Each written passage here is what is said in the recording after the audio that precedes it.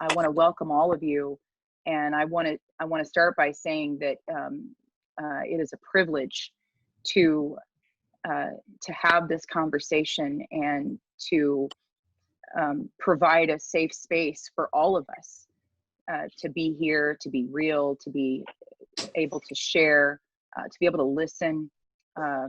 And we've asked for Sean and for Kayla and for Robert to join us as facilitators. I think that's probably the right word for this, a facilitator of conversation. I'd love for them all to share a few minutes. If y'all want to take 5, 6, 7 minutes apiece and talk a little bit about your story and whatever part of your story you want to share. And then we'd love to have an opportunity to get some perspectives on what we're seeing right now. And many of you have many different experiences. So I'm here to seek to hear and learn and be a part of this conversation and to be a little better of a person because I'm with you. So in light of that, Kayla, would you do us the honor of sharing your story to start our time together? Sure. So I am a thrower at Indiana University, and I will be a 5th year, which is I'm very fortunate to have received, but with a lot of athletes being affected by COVID and having their seasons cut short.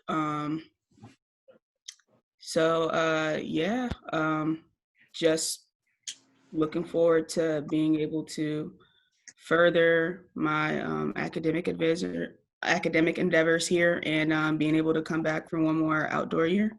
So, yep. Kayla and I got to know each other back in January before all these changes in our reality ensued, and I was taken by her positivity, her light, her desire to be present for us, and I know, Kayla, you've had a chance to have some opportunities to work with us on the mentoring platform as my STEM champion. And I deeply appreciate what you've brought to the table. It's pretty awesome stuff. Ashawn? Hey guys, my name is Ashawn Riggins. I am a senior at Indiana University. I was on the football team as well. I'm a liberal studies major. I will be going to grad school for mental health and counseling education. Mental health is like really big to me, really important to me. I've climbed the mountains in the mental health field personally. So my whole passion is to allow people to have the comfortability to have an open discussion and have that open dialogue about struggles that they go through, and not only just struggles, but even accomplishments that they've tackled in their journeys. So I get my passion from that. I love helping people around me, and hopefully I can continue to live that passion and impact my community. I love that. Sean, we met, I think, the same day that I met Kayla face-to-face over in the Tobias Nutrition Center on campus at IU. I remember you shared with me, and I think this is a part of this conversation, so if you'd be willing to share a little bit about your goals around your passion for mental health. You shared the whole concept of bringing people together and having real conversations, and that was really inspiring to me to hear someone so young and so aware of the need for real conversations. Can you share a little bit about what you shared with me that day when we were hanging out there at Tobias? Yeah, so I'll be real honest with you guys. I had a suicide attempt September 25th, 2018. I spent 3 days in a hospital. So it was a Tuesday, it happened. And So I missed the rest of practice that week. We leave on Fridays to go to our away games, and so we were playing Rutgers in New Jersey that weekend. So I'm in the hospital for 3 days. For a day and a half, I isolated myself in pity, just like kind of being myself. Why me? Why do this? What was the reason? And some girl in the hospital said, "We're all crazy." You know, like Eric's thing. We're all a little crazy. But she said that to me, and she's like, "It's just how you handle it." And like from then on, it just kind of like opened my eyes. Like I'm okay. And from then on, my goal was to not allow someone else to go through what I went through or experience the experiences that I've gone through from not being able to talk about it or feel comfortable or talking about it. So after leaving the hospital, I still went to the game. Luckily, I was able to get out earlier than planned. I didn't play. I dressed and supported my teammates, but I just like found my passion, and I started this foundation called Real Spill. It was a program to get my peers, like young male athletes, comfortable talking, like I said before, and just to give you like more details about the program. So I will give them a mental health issue and how to cope with it. So it can be anxiety, and so I give them some coping strategies to work for anxiety, and then we would talk about something like light, like the NBA Finals or anything that we want to talk about, because the whole idea is not to just talk about the negatives. I wanted to give them pointers to be positive in their lives, and so I started that program. I actually plan on making it bigger and making a foundation where I reach younger kids and go to the Boys and Girls Club out here in Bloomington. I just found out about a center called the Banneker Center. So way back in the day, out here in Indiana, before segregation happened, the Banneker Center was a school for the Black students, and so now it's still primarily a minority place, and I didn't know about it, but these kids have tough lives, and so my goal is to bring Real Spill to the Banneker Center and to the Boys and Girls Club, and reach these kids, because I want to start at as young as possible, so when they do get to my age or in high school, they know what they're dealing with, and so that's my passion right there. Real Spill is something that I'm gonna be branding myself with. So yeah, that's it. I love it. I love it, Sean. I loved. I knew we were in from the minute we had a chance to sit down together. So, and then the crazy thing is, I met a Sean through one of his former, or one of his teammates at the time, Khalil, and I met Kayla through one of her dear friends and former or current athletes, retired now, Jalen, who I know Shauna has met. So it's just so neat how when you start to work with intention, it just grows and it grows and it grows and it becomes something really beautiful. I'll let Robert now share with us the story that he brings to our consciousness today. And I met Robert through an amazing friend, dear friend of mine who I've never actually met in person yet. And that's the other amazing thing, is sometimes we find some of the most amazing people, but it may not be an in-person thing. So I honor my relationship with Penelope Yamaguchi and her ability to share friendship with Robert and I. Robert, can you share a little bit about your story with us? Yes, absolutely. Thank you so much. So how my story goes, it was just over 3 years ago. I was a rugby player over at UC Berkeley. And I worked my way up to a starting spot as a sophomore on a national championship team.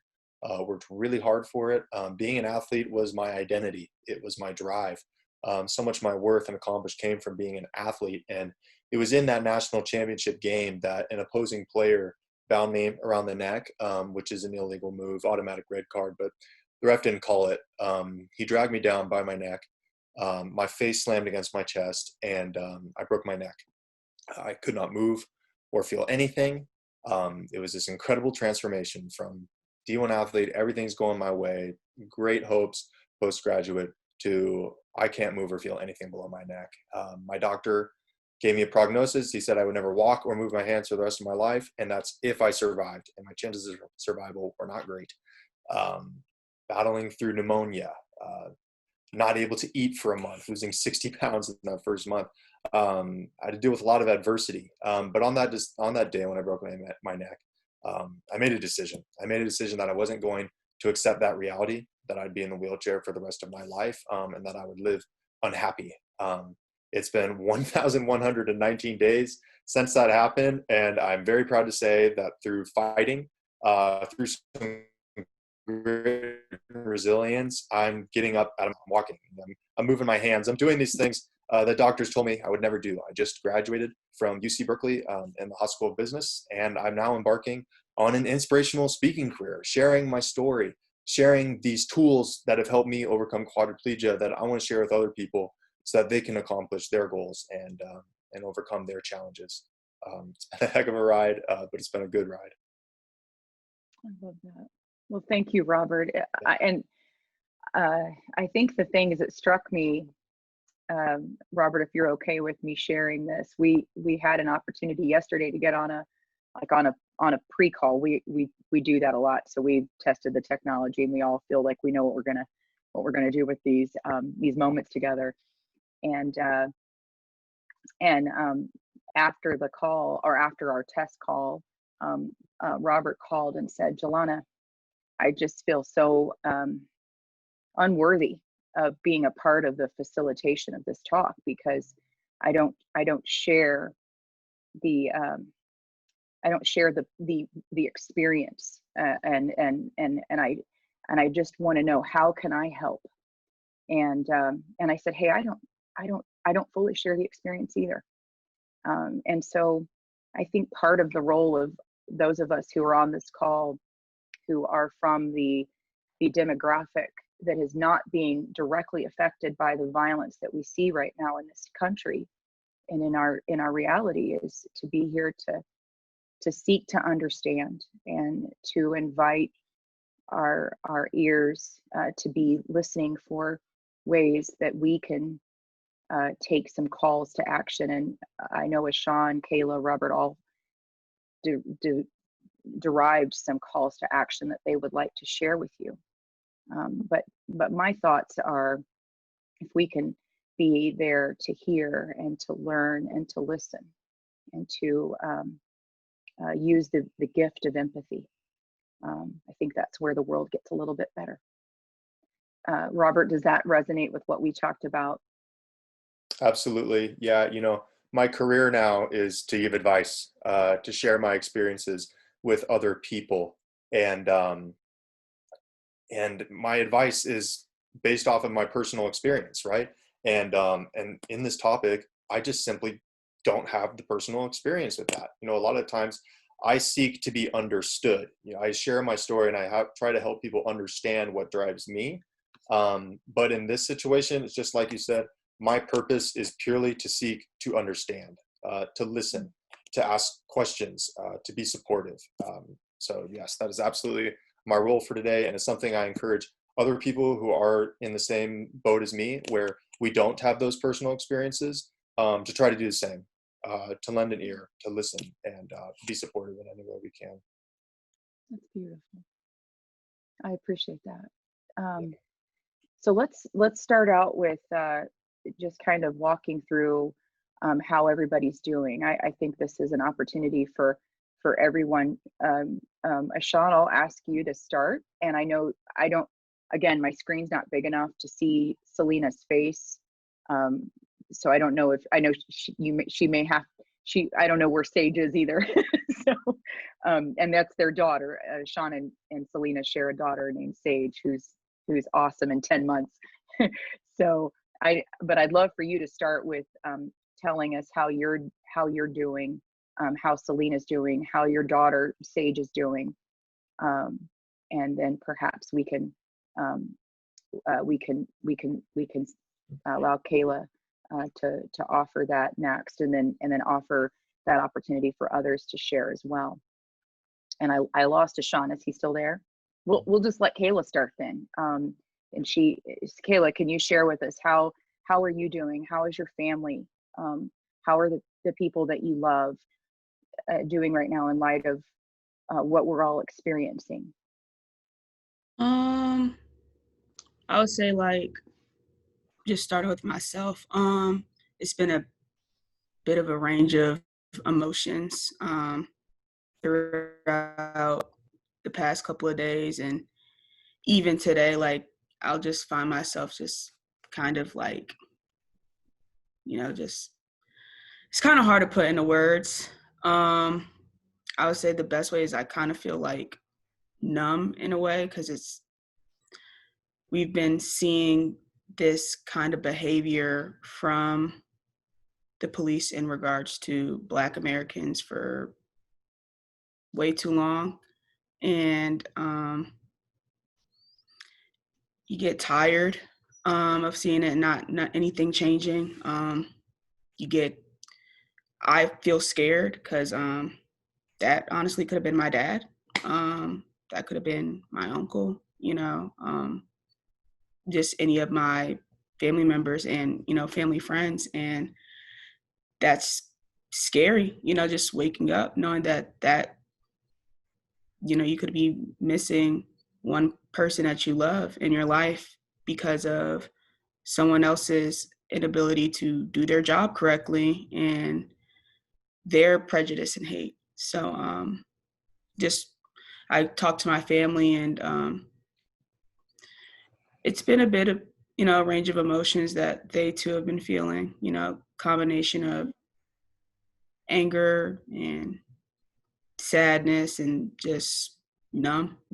I know a lot of you on the call don't know Kayla, but Kayla has this incredible sense of energy and drive and purpose.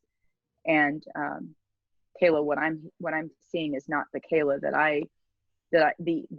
Kayla that I'm used to seeing. So I can only imagine how this is impacting the way you feel.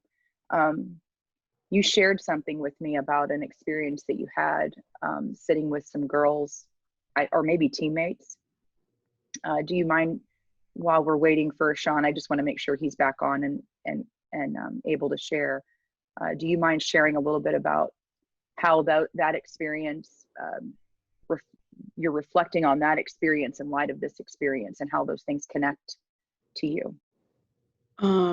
My freshman year back in 2016, I was eating with a couple of my teammates, and the topic of the Black Lives Matter movement got brought up in light of the events that had happened that year. And one of my teammates at the time said that, well, rioting and, being angry and like protesting is not the right way to go, and that it is just going to completely take away the validity of what they are trying to say or do. And I tell him, I said, I think you're being a bit one-dimensional, and you're not understanding the gravity of the situation, why a movement like this had to even be created in the first place.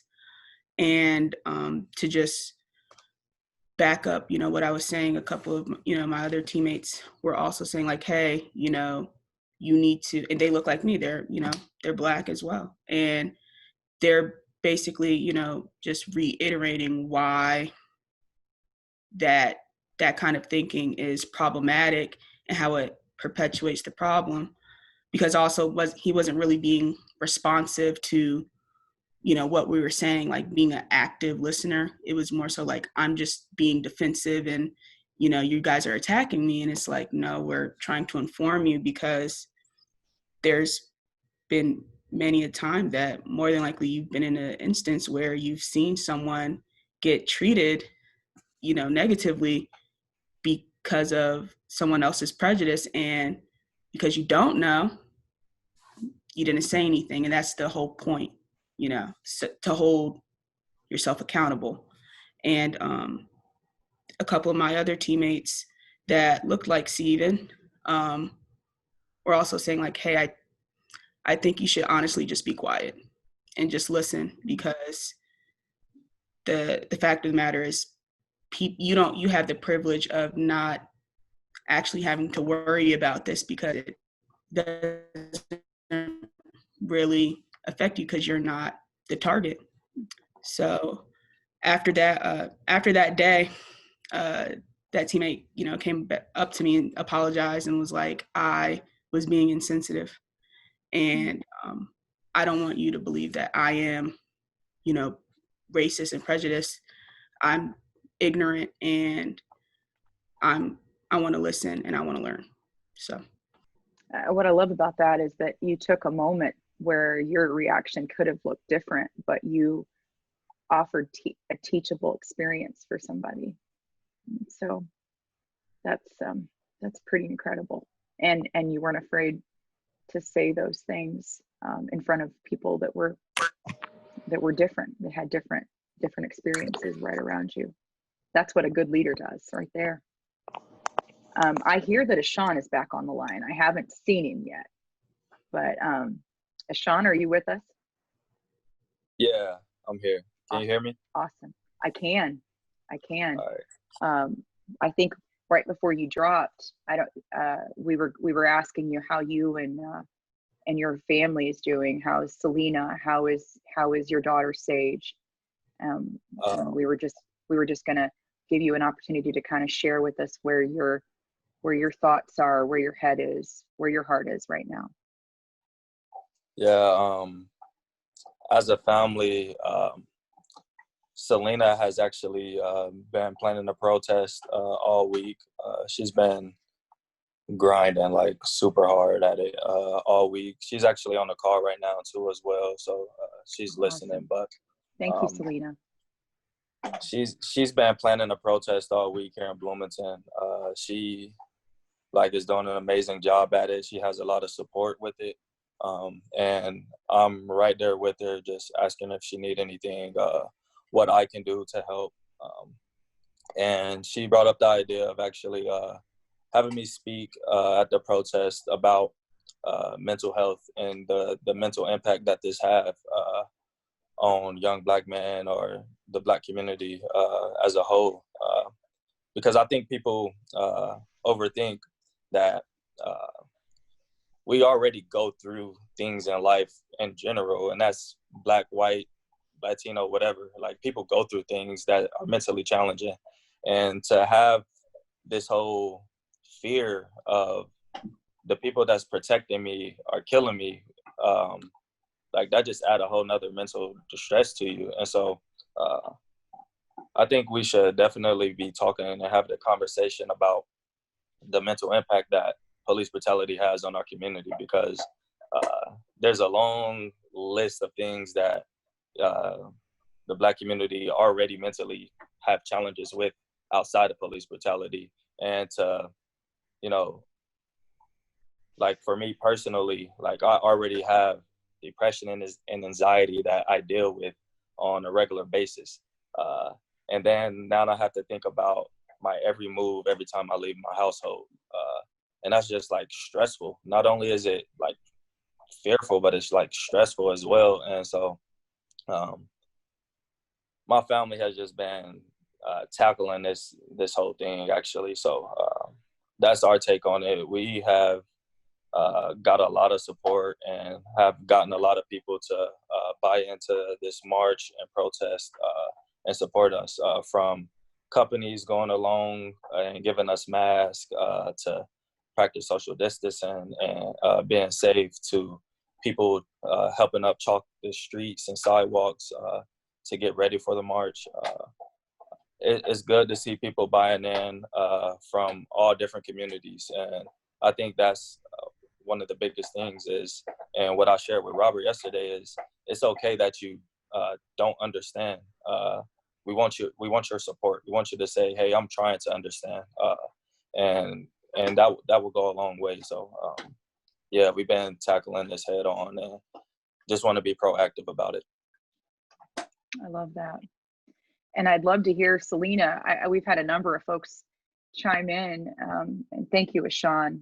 Thank you for sharing how that true impact to our mental wellness and our mental health is real, and this is exacerbating those realities. Selena, can you share with us a little bit about the march, the protest, the event that you're going to be sponsoring there in Bloomington, Indiana? I know a number of folks are asking on our chat about it. Are you able to give us a little bit more and even offer your why? What's the why? And I mean, I'd love to hear it from your voice. To hear your voice say those things to us. Okay, yeah, so hi everyone. Thank you so much for sharing. It's been great listening to everyone and just hearing everyone's perspectives on what's going on right now, because it is a scary time. And it's a very just up in the air time, especially during these times, because we don't feel like we can do anything. We don't feel like we can get together. And what I was telling Sean was, I was a big activist. Starting in college, I came from a very diverse background. When I got to college, that is when I realized that I'm not just Selena, I'm somebody else. I'm just a person of color. I'm a minority. I'm this, I'm that. And so it was really frustrating when it comes to stuff like this, because when things occur like this, not everybody understands. And so I felt like it was put on me to kind of explain to people what's going on and kind of fight for us and being that voice, but it got tiring. Like Kayla said, it's so stressful, it's tiring. You can get depressed just even looking at these videos. I told Shashan, I don't look at these videos. When I see it happen, I go into detail, I try to do my research, but I don't look at the videos. And so what really caught my attention for this one is, okay, sorry, I had to check on stage. But what really caught my attention was the video. The video was disgusting. It's so sad, because we're training these police to not use force and everything, and we're it's kind of sad that we're seeing people get killed now, because it's police are adapting to the rules and to the training that we're demanding. It's not police shooting people now we have police just killing people with their knees, you know what I mean? And it's just so frustrating, and it's what can we do? And so when I watched that video, I almost threw up. I was crying so hard, and he was just screaming out please, I can't breathe, please. And that was just so, that hit me, and I was just you know what, no, enough is enough. And I see everybody rioting, and and you know what, I don't feel bad about the rioting. I don't feel bad at all. I really don't. I don't have anything to say about it, and I actually support it, because during times like this, we protest, we march, we peacefully do all of this stuff, but nobody's reacting, nobody's doing anything. And it's this isn't the first time it happened. It happened multiple times. It's since we were freed. And so it's I'm sick of fighting. What is actually going to change? And so I feel a lot of that passion and stuff is going into the community. So being an IU student, I couldn't attach any organization to it, but I did. It was an idea. I was look, if we had a march, a protest, who would be on board? So many people. Within one day, we already had everything set. We had over 100 masks donated to us. We had I'm pretty sure currently we're at 200 masks, face masks just being made in the community. We have gloves being brought in. We have so many donations just being brought in just through the community effort. We have petitions being created. We have, you just see everybody in this uproar. They're so excited. They want to get things going. And little old me, I didn't think I could plan a protest. I didn't think I could do any of that. And so I was just you know what, let's see where this goes. And it's already in set. We're marching, we're peacefully marching. Currently, there could be some problems with that, because it's an unpermitted march. However, we will take in any like safety precautions as well. And I know social distancing is a big concern, which is why we're having our march as well as a drive. Like people can drive in their cars, so instead of getting out, you decorate your car, show support, and just drive behind us while we're marching. But yeah, so I really like, if I can do it, just off of a little post, a little idea, anybody can do it. Like anybody can create and organize anything. Like, and that's what gave me like my spark to kind of like just keep doing this. And like, you know what, we can go so far. So many people, like I have people all the way from Northwest Indiana to Kentucky coming to this protest, to this march. It's huge. And it's only been 3 days, not even 3 whole days that we've successfully created this. Yeah, and so that's amazing. Yeah, thank you. That's just that. my little spiel. Can you give us, Selena, the details? I will definitely get them out in written form too. Yeah. Is it tomorrow? Can you just walk us down the details real quick so people who are within range can make note of those times? Right. So today is the day like we're gonna like officially like post everything, get everything together, and then on June 1st, that is when we're gonna go chalk up the city and just pass out flyers, post everything, and we're getting a whole bunch of volunteers just to do that all day. So it's not a set time, but it's just everybody could just pitch in whenever they can. Just go chalk up your street, go chalk up your neighborhood if you want. And so that's what we're doing. And then on June 5th, so June 5th at 2 o'clock, we're having everyone meet at Dunn Meadow. And Dunn Meadow is just a large area at Indiana University where people can spread out and people don't have to like get just close up together. And so we're basically gonna have a couple of speakers getting people like amped for the protest, making sure the tone is set to the point, because we want to always reiterate everything is peaceful. We're accepting help from everybody. There's no prejudice, there's no racism that's going to be, and if it is, like, you'll get kicked out fast. Even though we don't have local support from the police, because this is an unpermitted march/protest, we can also inform the police that, hey, this is a peaceful march, we're going to be here, we're doing this at this time, just to let you know, just in case somebody don't know anything about it and they just come over here and they think we're just rioting. That's not what's going to happen. So we're informing them as well. But so basically we're going to get together at 2, rile everybody up, and then at 3 we're going to march down to City Hall, like not City Hall, but close to City Hall, which is downtown. And we're just going to have public speakers there. People can mourn, they can remember. There's going to be a visual on one side, and there's going to be an art station for others to express just put their signs there, say anything they want to say. I'm also in the works of reaching out to the mayor and see if he can show his face there, and that'd just be it'll make people feel safe, and a lot of people listen to the mayor. But yeah, all together everything should run from, we're marching at 3, protesting at 4, and ending at 5. Okay. So it sounds like starting at, you said 2 is when people are going to gather, and it's June 5th? Yes, June 5th. At Dunn Meadow in Bloomington. Okay. Yes, I can send you a flyer, and I can send you more details. Yeah, send us that. So, and I love the fact that you're emphasizing that it's peaceful. Selena, I wanted to share the fact that I've invited my friend Kim Gibson, who is a part of the Trojan networking event for Lady Trojans. So they do a dinner to encourage women from USC to look at different career opportunities. A lot of diversity in the group. Kim and I met. I believe we just kind of walked up to each other and started talking. It really wasn't anything forced. We're just sort of magical. And since then, Kim and I have kept in touch. We've met a couple of times, I believe, at least once, where we sat down and shared some lunch together. But I know you'd had a question specifically about what type of training and what type of expectations are on police officers. And so I've asked Kim, I reached out to her right after our call yesterday when we were all working through this prep. Reached out to her over text. She and I got a chance to talk this morning. She was, how can I help? So I just wanted to say that Kim is here.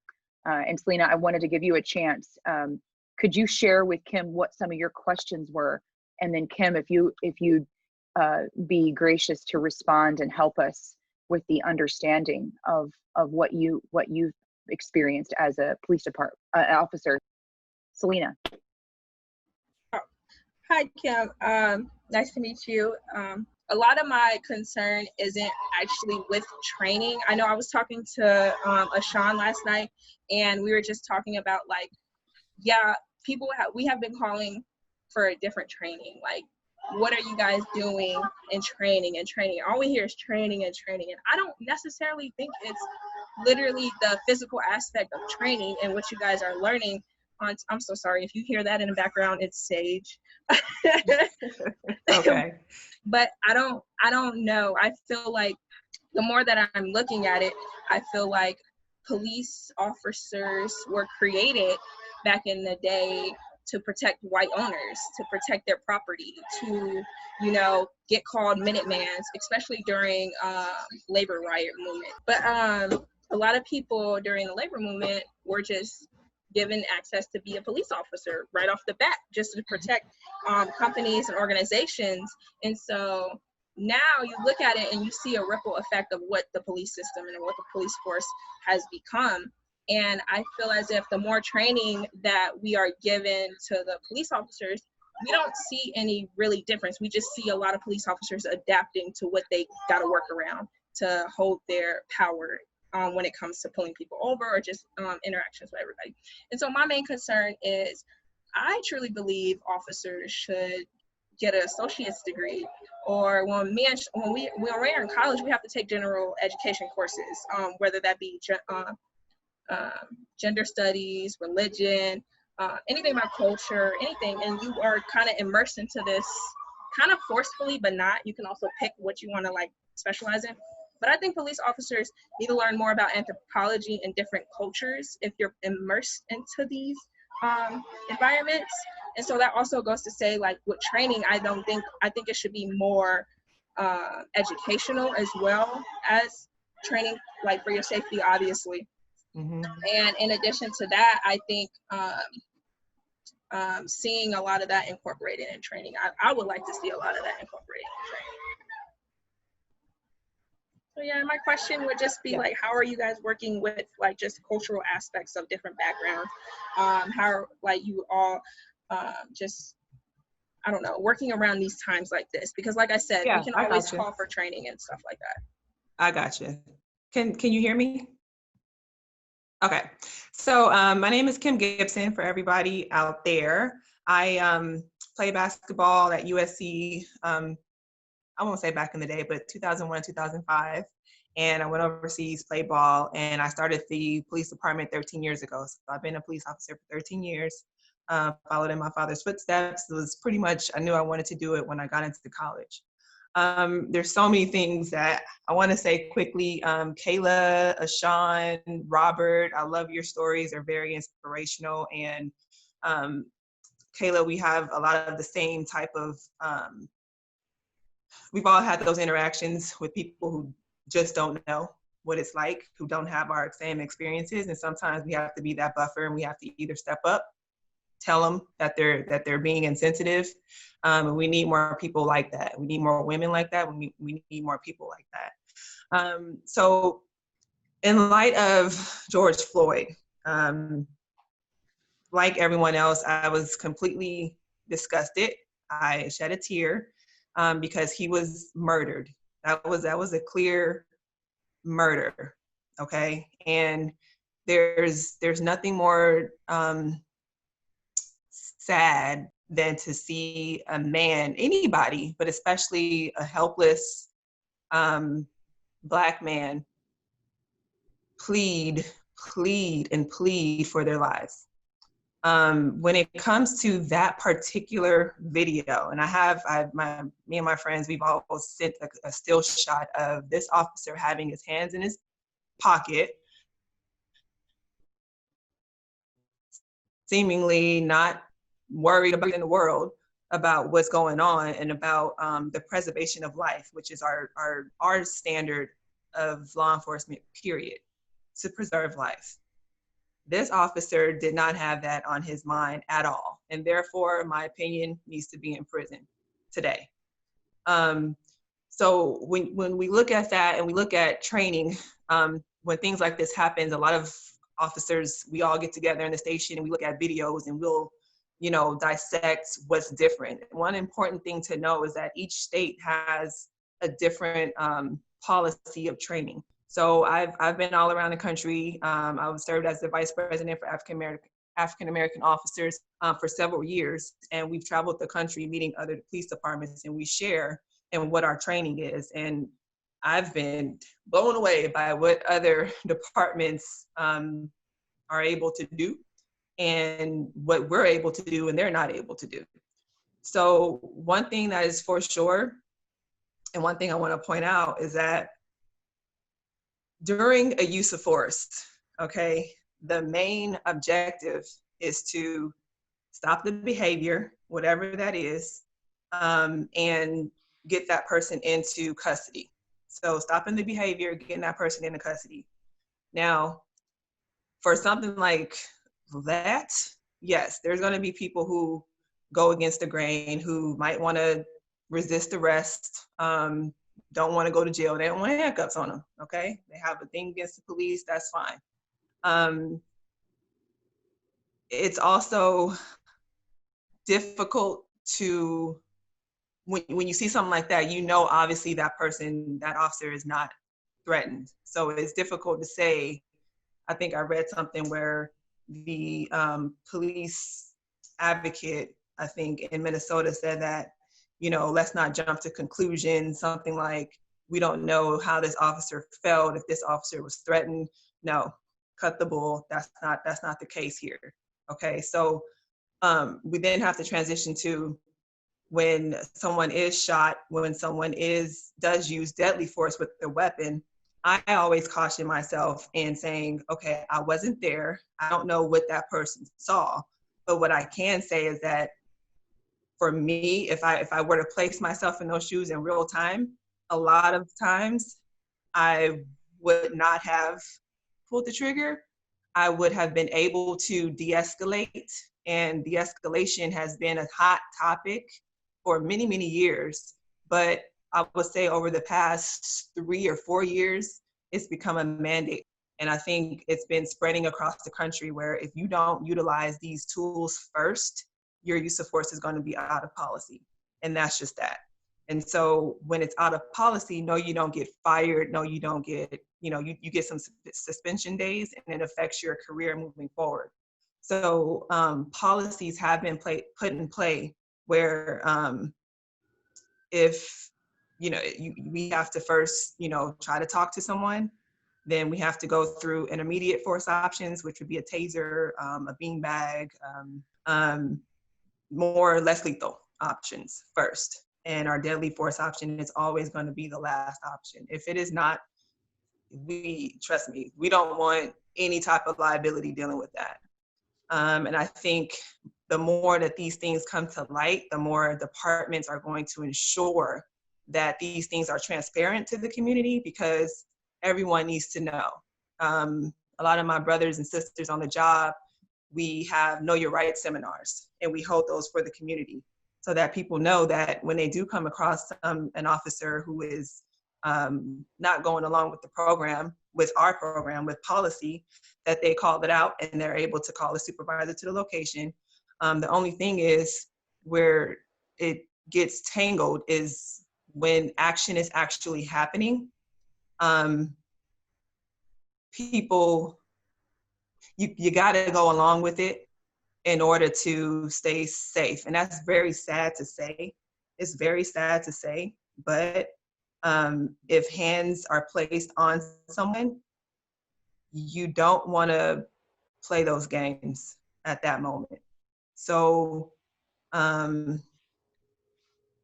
it's kind of like it's difficult. It's difficult as a Black woman, it's difficult as a Black person, but my urge is always to get more African Americans, more diversity within the police department. Like that is the only way to ensure, or not ensure, but to make sure that because we know how to police our own communities, and we know how to talk to each other, and we know how to be respectful. And if we need to get buck, then we can get buck with each other. We can do that because we understand each other, you know. So that's one thing that I always plead. And as far as the education, we just start getting a kind of like a bonus for having education. I have a BA, so you get paid for a BA, you get paid for an AA. So I think as a department, and hopefully as a nation, we'll start moving closer to, or moving more towards officers needing more than a high school diploma to become an officer, where you have to have immerse yourself in a diverse community and not just be someone from the Valley coming down to police a Black community. So I hope that kind of, there's so much to this, it really is, but just know that like hatred is hatred. Racist people are gonna find their way into every profession there is. And it's not until it comes out and comes about. I mean, look at what the sitting president of the United States just said. You know, it's something like these thugs and the military are gonna start shooting the looters and this and that. And it's just, it's just frustrating to know that that racism is present, and it's gonna be present. It's gonna be present in police force. It's gonna be present in you know, doctors, lawyers. But it's not until it comes about that we have to make sure that we do and act swiftly, and that change is spoken out loud, and that we remain transparent as much as possible, because this is sad, and it has to stop. It has to stop. Kayla, I know you have a hard stop in just a minute, and I don't necessarily want to hold everybody past the hour. But Kayla, I know you had some thoughts about, you know, in light of what Kim has shared and what Selena shared and Ashawn. I know you had some thoughts about like little calls to action, little micro things based on your experience that you shared with us about in the room where you were conversing with the athletes. I don't want you to lose the opportunity to share that with us, like your personal call to action for us on this conversation. I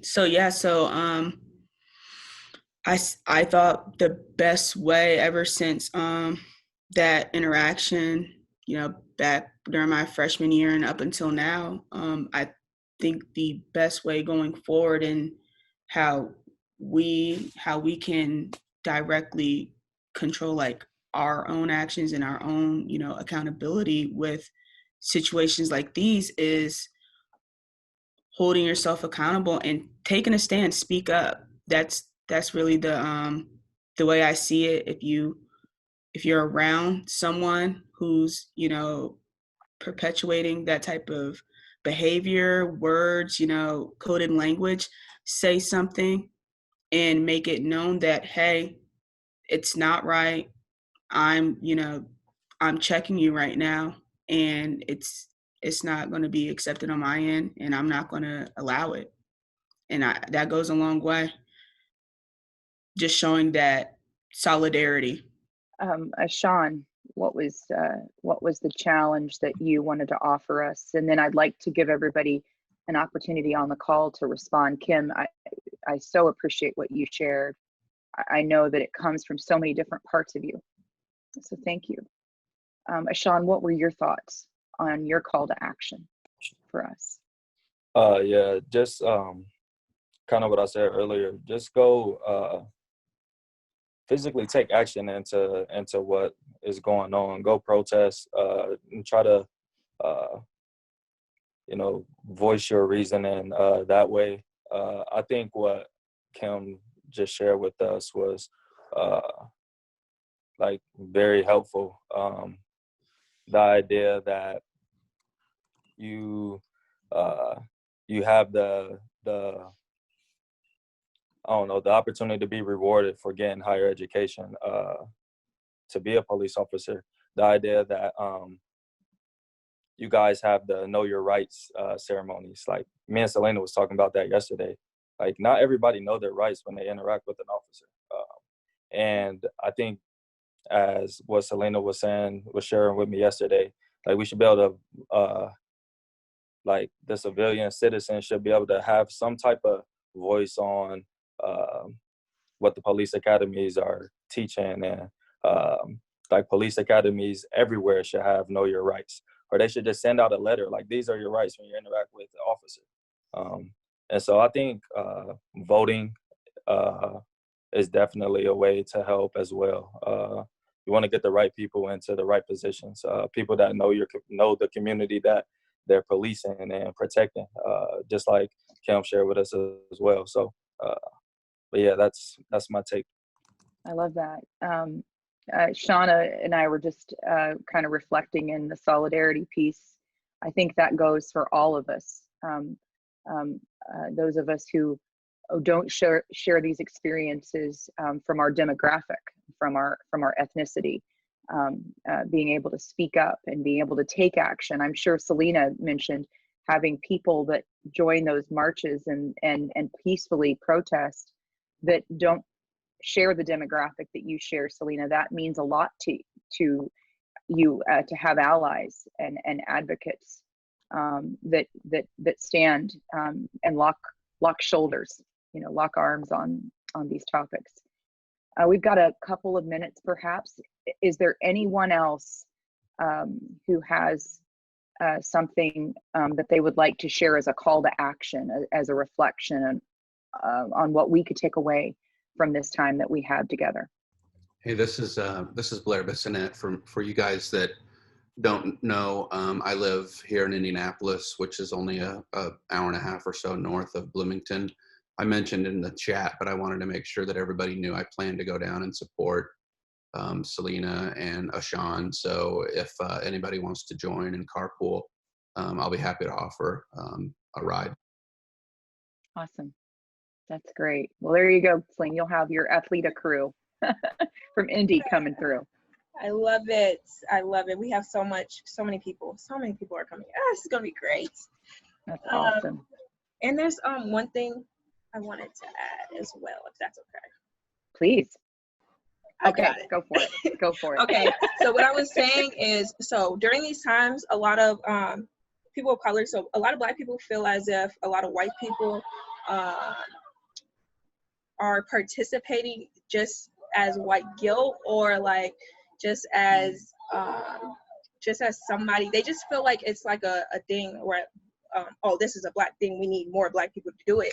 However, in Bloomington, I know there's like such a small amount of Black people, and so, but I think when we are working together like this, so for me, I don't really want to be the main face of this. I'm working in the background. So if you feel as if you are white and if you feel as if you want to make a change, but you're scared that like there's so much reaction from like the Black community, or so many like different factors, you can also just do stuff like behind closed doors. You can promote people, you can support people, you can bring in Black Lives Matters chapters and just say, hey, like this is what we're doing, can you sponsor it, or can you like help us in the development of stuff. I think a lot of people are trying to get momentum or trying to get credibility for making this change, and a lot of people are looking at it as it's a bad thing. But for other people who feel like they want to change but they're scared to, or they have some type of rejection, try to do things behind closed doors and just get a lot of support from your Black community as well, if that makes sense. So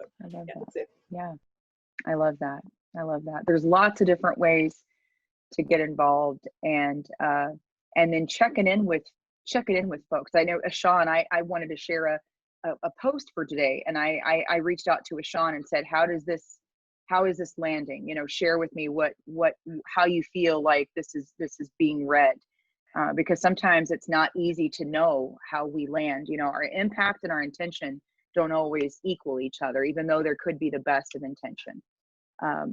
I appreciate this time with all of you. It's just a few minutes after the hour of 1 you're out on the West Coast and 4 on the East Coast and all sorts of coast in between, all sorts of space. But we appreciate all of you. Kim, thank you for for jumping in and joining us. Tracy, thank you for joining us from Boston. Chase from Marion University in Indianapolis. I know there's others that I just can't see your faces. Robert from up in NorCal. We appreciate you being here and taking on the opportunity to learn with me. Means a lot. And Sean, Kayla had to jump off. Thank you all three for being willing to share your stories with us today and a part of this incredible conversation. Selena, I'm looking forward to hearing great things about your peaceful protest. I want to see lots of pictures, and we'll post and promote this event as part of the solidarity. All right. Sure. All right. Sounds good. Thank you, everybody. We'll have this recorded out on YouTube, so we'll send a link so that you can share this out with others. Share what Kim's shared. Perhaps, Kim, we could do even some civilian rights event of something where you could educate all of us.